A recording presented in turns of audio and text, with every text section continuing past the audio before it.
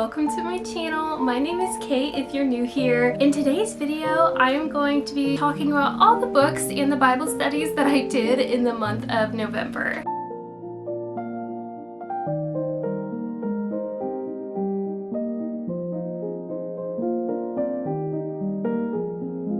Since this is a Christian booktube channel, I thought it would be a great idea for me to start sharing with you guys the Bible studies that I'm completing each month, because these are also books and maybe it's something that you're interested in. So the one that I actually started and finished in the month of November was The Fruit of the Spirit, Walk by the Spirit, Bear His Fruit through the Daily Grace Co. This is a 3-week study, 5 days a week. It took me anywhere from 10 to 30 minutes each day, and I absolutely loved this study because I thought I was just going to learn about each of the different fruits, where they come from, how I can better portray those things in my life. But the whole first half of this book is talking about the works of the flesh, because in the context of Galatians 5, where you find the fruit of the Spirit, the first half of the passage is going through the works of the flesh, and then it talks about, but the fruit of the Spirit are these specific things. It was just a really interesting contrast and thing to learn, because we always hear about the fruit of the Spirit, and this just really helped me see the contrast between the works of the flesh and the fruit of the Spirit. And so it was just a really interesting study, and one that I would for sure recommend doing if that's something you're interested in learning about. With the Daily Grace Co., I do have an affiliate code with them, so you can use the code K's Library and get 10% off your first order with them. I would highly encourage them. I've enjoyed all of their studies that I have done, and I am currently doing a couple more. And speaking of the ones I'm currently doing, I'm currently going through the attributes of God. This cover's probably going to be a little hard to see because of the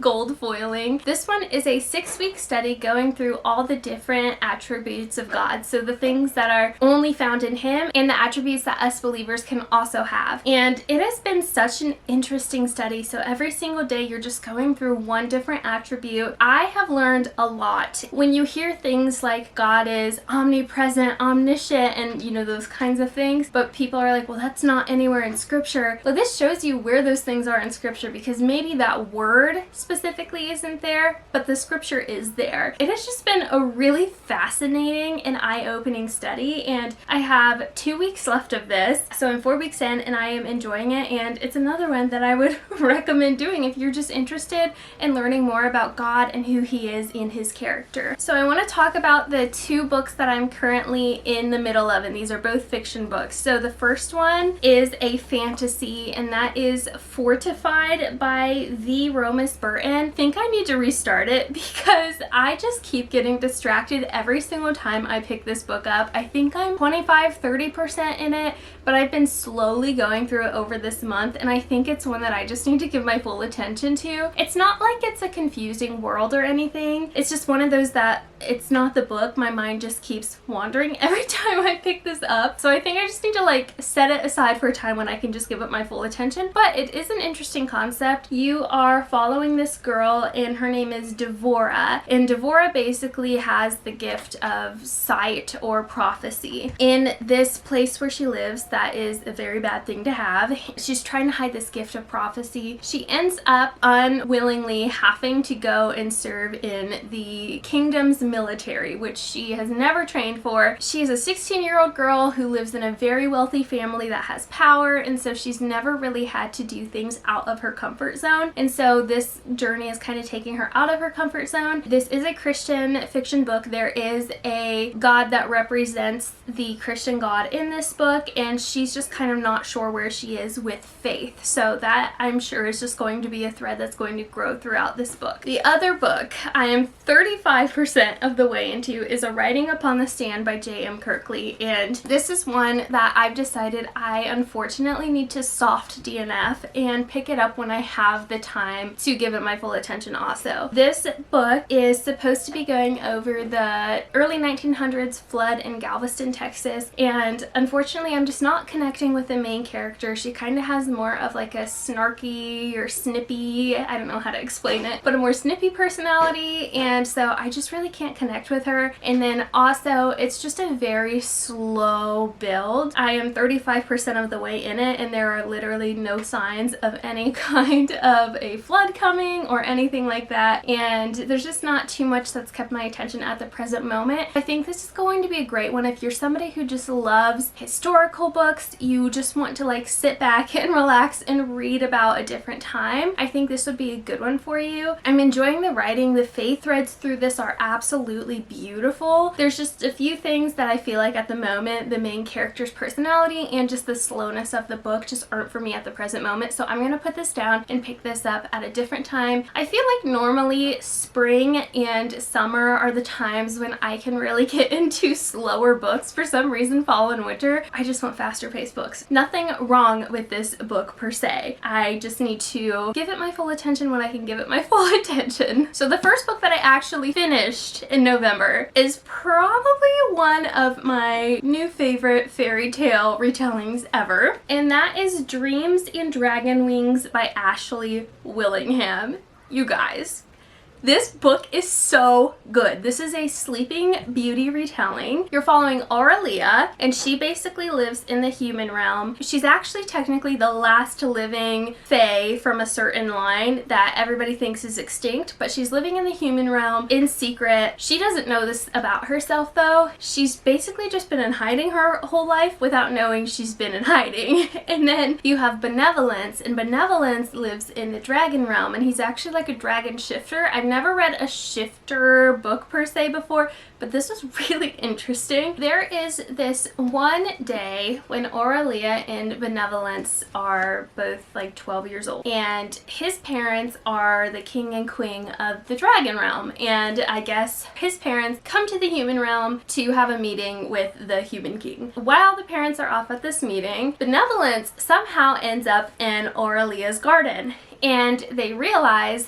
that they share a birthday, that they could be good friends. So it goes through their 12th through 18th birthday in flashbacks, kind of showing the one time of year that they keep coming back together and like what happened on their birthday those years, and then it flashes forward to the present day. I know some people don't like flashback type of books, but this was done in such a unique way, and it really just showed you Benevolence and Aurelia's relationship and how it grew. During the rest of the year when they can't be with each other, they actually write letters through a fairy ring. So there's like a fairy ring or fairy door or something like that. Aurelia can put a letter in it, and then it shows up for Benevolence and vice versa, and it was just such a unique story. I absolutely loved it. The faith content in this was absolutely beautiful. There was a lot of discussion around God and knowing his presence is there with you, and how his presence can be there and aid you and help you, and how we can lean into him and his presence. And so that was a huge theme in this book, and I just absolutely adored this. I can for sure see myself rereading this book, and I would absolutely recommend it. And the faith content in this was strong from beginning to end, and it absolutely blew me away. There were some plot twists towards the end of this book that I did not see coming, and oh, this is a standalone. So if you don't want to commit to a whole fantasy series, I would highly recommend this because I loved it so much. The next book that I read was Nightfalls on Predicament Avenue, and this is one that I had so much fun reading. This was a buddy read, and I was the last person to get to it, so I guess the perk of that was I got to share every single one of my unfiltered thoughts as I was reading this book to the girls that I was reading this with. It was a ride. There were some things that I absolutely loved about this book, and some things that kind of fell a little flat for me,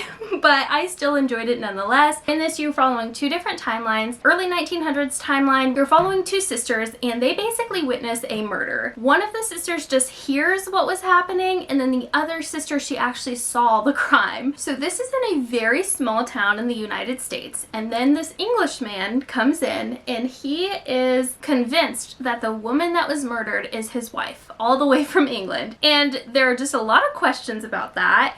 and you're following the story to try and figure out what happened, if this was his wife, and there were so many plot twists. It was so interesting. And then you are following Nora in the present day timeline, and Nora runs a bed and breakfast that was her sister's dream to run. Her sister was actually murdered several years prior. As Nora is running this bed and breakfast, she gets a guest from England who is a podcaster, and he does true crime podcasting. He shows up and Nora just knows he's instantly going to be looking into the murder of Isabel Addington from the early 1900s. Nora is worried that once he starts looking into Isabel's murder, he's going to discover that her sister was also murdered. She doesn't want him digging that up because obviously that's a very painful thing for her. I really admired and appreciated the themes of true crime and how these are real people that are going through these types of murders, and how people should be more delicate around the topic of true crime because it is people's lives. These are horrible tragedies that actually happen to people, and I really loved and appreciated that. There was a lot of great conversation, faith content about death, what happens after you die, and having comfort in that, being a Christian, and that was beautiful, really well done, not cheesy. I just really enjoyed this. There were some things, however,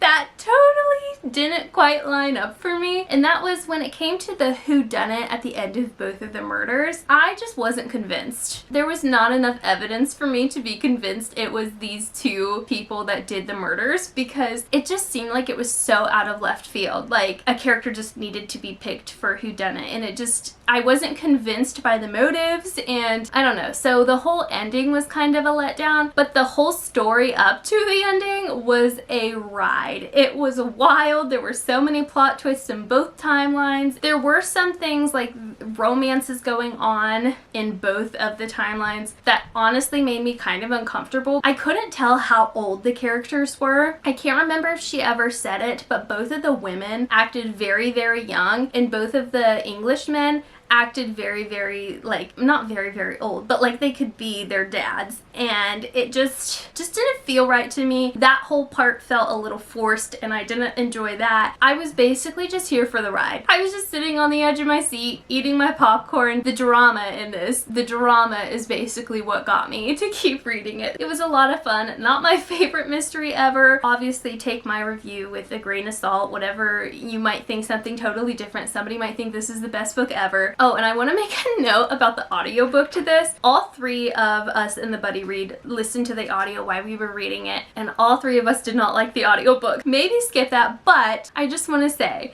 the reason why the audiobook was so silly was the voice actor, when she was doing the Englishman voices, I could not figure out for the life of me where this man was supposed to be from.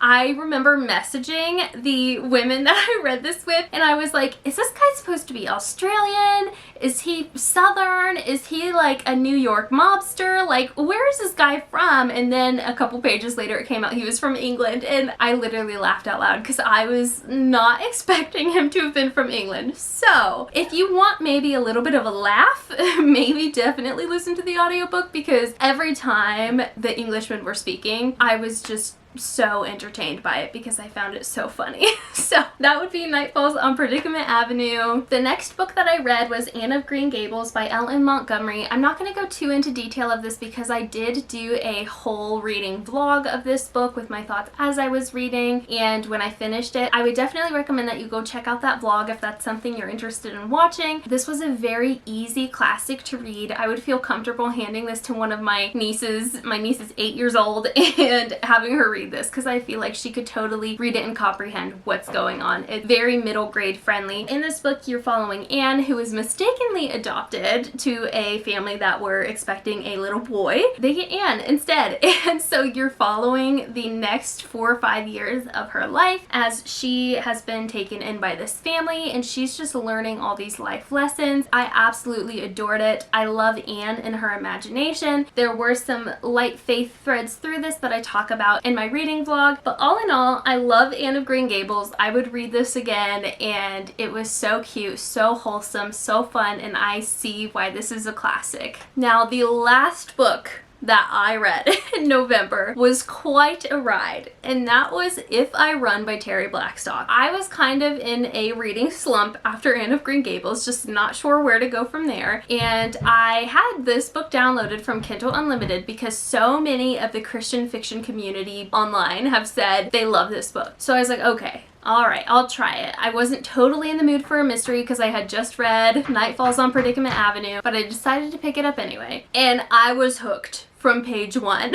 So if you've heard about this book, I would recommend you read it. Now keep in mind, there are trigger warnings for several of these books that I've talked about today. All trigger warnings will be found in my description box, so if you are sensitive to particular content, please, please, please read the trigger warnings, because there are definitely murders in these books. There's a case or two of somebody taking their own life and things like that. So if you're sensitive, please read trigger warnings. Okay, back to the scheduled program. If I Run by Terry Blackstock. So basically you start this book and this girl is washing blood off of herself, and she just discovered her best friend's dead body, and her DNA is all over the crime scene. So she has to run. And you have all these questions like, why didn't you just call the cops? Why didn't you call an ambulance? Like, why didn't you do all these things that like should be done? You're making yourself seem guilty even though it kind of seems like you're insinuating you're not guilty.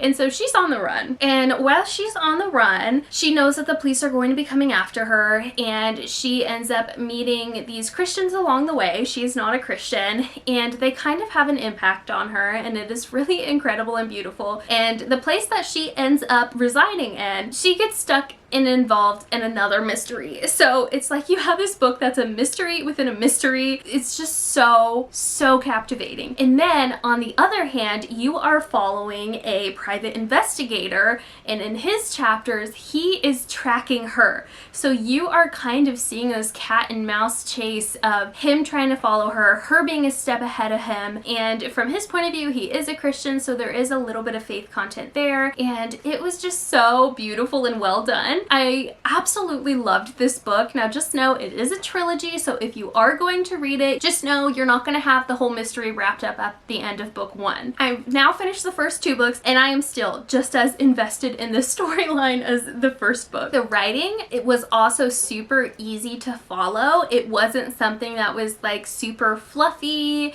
It was really straight to the point. So if you just want an easy read, I feel like these were easy to read and understand what was happening. I also want to note that I personally didn't feel like this book was cheesy, but somebody had messaged me and said, hey, did you know this was a movie? And I was like, oh my gosh, no way, let me check it out. Did you feel like it was cheesy? And the person said, not any cheesier than the book was. And I was taken aback because I was like, people think this is cheesy? Because I truly thought the book was so well done. Just know if you go into this, you might feel like it's cheesy, you might not. I personally felt like the book was very well done.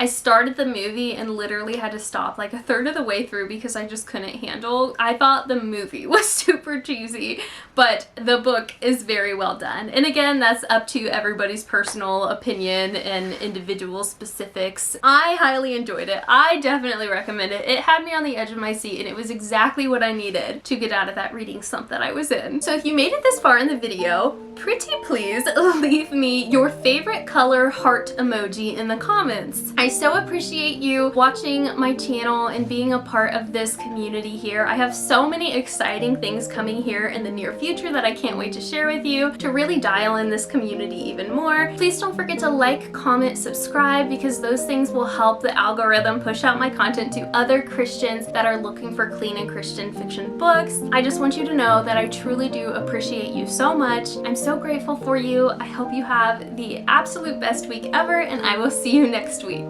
Bye!